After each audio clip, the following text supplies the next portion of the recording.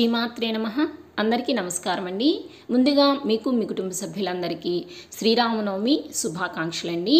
ఈ వీడియోలో శ్రీరామనవమి రోజున రాముల వారికి ఎంతో ఇష్టమైన నైవేద్యాలైన వడపప్పు, పానకము, చలిమిడిని ఏ విధంగా తయారు చేసుకోవాలో ఈ వీడియోలో మీకు నేను చేసి చూపిస్తానండి.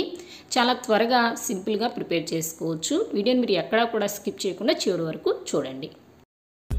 ఈ ప్రసాదాలు ప్రిపేర్ చేసుకోవడానికి ఫస్ట్ నేను వడపప్పుని ప్రిపేర్ చేస్తున్నానండి. ఎందుకంటే ఇది నానడానికి కొంచెం టైం పడుతుంది కాబట్టి మనము ఎప్పుడైనా సరే ఫస్ట్ ఇలాగ పెసరపప్పుని 2-3 సార్లు శుభ్రంగా వాష్ చేసుకుని మరలా మంచినీళ్ళు పోసుకొని పక్కన పెట్టుకుంటే ఇది నానే లోపల మనము చలిమిడిని అలాగే పానకాన్ని ప్రిపేర్ చేసుకోవచ్చు అనమాట. సో అందుకే నేను ఫస్ట్ వడపప్పు నానబెట్టుకుని పక్కన పెట్టుకున్నాను. తర్వాత మరొక బౌల్ తీసుకొని ఇప్పుడు ఇందులోకి మీకు ఎంత క్వాంటిటీ పానకం చేసుకోవాలనుకున్నారో దానికి సరిపడా మీరు బెల్లం తురుముని తీసుకొని దానికి తగ్గట్టుగా మీరు వాటర్ అనేది వేసుకొని పక్కన పెట్టుకోండి. అప్పుడు మనకి బెల్లం అనేది కరిగిపోతుంది, పానకం ప్రిపేర్ చేసుకోవడానికి ఈజీ అవుతుందండి. అలాగే మరొక బౌల్ తీసుకొని చలిమిడిని ప్రిపేర్ చేసుకోవడానికి కూడా నేను ఇక్కడ బెల్లంని నానబెడుతున్నాను. ఇలా ఒక బౌల్లో కొంచెం బెల్లం తురుముని అలాగే కొంచెం వాటర్ని వేసుకుని ఇలా ఒకసారి కలుపుకొని దీన్ని పక్కన పెట్టుకోవాలి.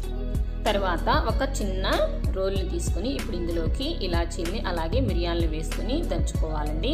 ఇలా పానకంలోకి అప్పటికప్పుడు ఇలాచీల్ని మిరియాలను దంచుకొని వేసుకుంటే ఫ్లేవర్ చాలా బాగుంటుందండి. ఒకవేళ ఇలాగ చిన్న రోల్ లేకపోతే కనుక మీకు మిక్సీలో పట్టుకొని కూడా మీరు వేసుకోవచ్చండి. ఇలా పానకంలో ఇలాచీలు మిరియాల పొడి వేసి తీసుకోవటం వల్ల మనకి ఆరోగ్యానికి చాలా మంచిదండి. ఎలాంటి జలుబు దగ్గు ఏమైనా ఉన్నా కూడా చక్కగా రిలీఫ్ అవుతుందండి ఈ పానకం తీసుకోవటం వల్ల. తర్వాత ఇక్కడ చూసారా మనం పానకానికి నానబెట్టుకున్న బెల్లం అనేది చక్కగా కరిగిపోయింది కదా. ఒకసారి స్పూన్ తోటి మొత్తం ఒకసారి కలుపుకోండి. బెల్లం ఈ వాటర్ లేదని నలకలు ఉంటే కనుక మీరు వడగట్టుకొని కూడా తీసుకోవచ్చండి. ఇప్పుడు ఇందులోకి ఇలాచీ పౌడర్ని అలాగే మిరియాల పొడిని వేసుకొని చక్కగా కలుపుకొని మీరు స్వామివారికి దేంట్లో నివేదించాలనుకుంటున్నారో దాంట్లోకి వేసుకొని పక్కన పెట్టుకోండి. ఇక్కడ చూసారా మనము చలిమిడికి నానబెట్టుకున్న బెల్లం కూడా చక్కగా నానిపోయింది కదా. ఈ చలిమిడిని ప్రిపేర్ చేసుకోవడానికి ఇక్కడ నేను తడిబియ్య పిండిని తీసుకున్నానండి. అంటే ఏం లేదు, బియ్యాన్ని మనం ఒక 2-3 గంటల పాటు నానబెట్టుకుని ఒక క్లాత్ మీద చక్కగా ఆరబెట్టుకుని మిక్సీలో వేసుకుని మెత్తగా గ్రైండ్ చేసుకుని దాన్ని జల్లించుకుంటే ఇలాగ మనకి మెత్తటి బియ్య పిండి అనేది వస్తుందండి. ఇప్పుడు దీన్ని మనం చలిమిడిని ప్రిపేర్ చేసుకోవడానికి యూజ్ చేసుకోవాలి. మీకు ఇంత టైం లేనప్పుడు మీరు పొడి బియ్య పిండితో కూడా ప్రిపేర్ చేసుకోవచ్చు. లేదంటే దీన్ని ఈ తడి బియ్య పిండిని మనం ముందు రోజు కూడా ప్రిపేర్ చేసుకుని ఒక బాక్స్లో స్టోర్ చేసి పెట్టుకోవచ్చు అండి. ఇక్కడ నేను పచ్చి చలిమిడిని ప్రిపేర్ చేస్తున్నాను. సో పాకం పట్టకుండా అనమాట.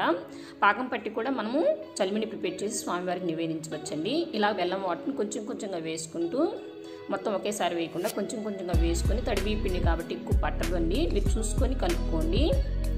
ఈ విధంగా పాకం పట్టి చలిమిడిని ఎలా ప్రిపేర్ చేసుకోవాలనేది కూడా నేను ఒక వీడియోని పోస్ట్ చేశానండి. దాని లింక్ అనేది డిస్క్రిప్షన్లో ప్రొవైడ్ చేస్తాను. ప్లీజ్ ఎవరైనా వాచ్ చేయని వారు ఉంటే వాచ్ చేయండి.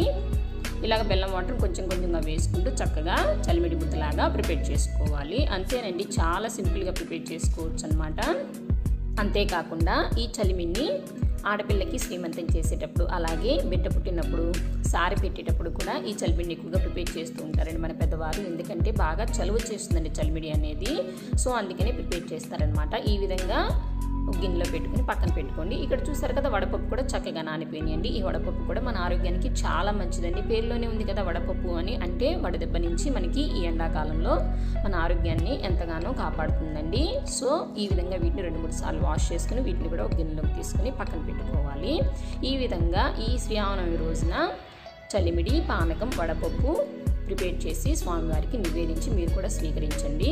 సో ఇదండి ఇవాళ ఈ వీడియో కనుక నచ్చినట్లయితే లైక్ చేయండి, షేర్ చేయండి. రానున్న వీడియోస్ కోసం మన ఛానల్ సబ్స్క్రైబ్ చేసుకోండి, పక్కన బెల్ ఐకాన్ కూడా ప్రెస్ చేసుకోండి. మరొక మంచి వీడియోతో మళ్ళీ కలుసుకుందామండి.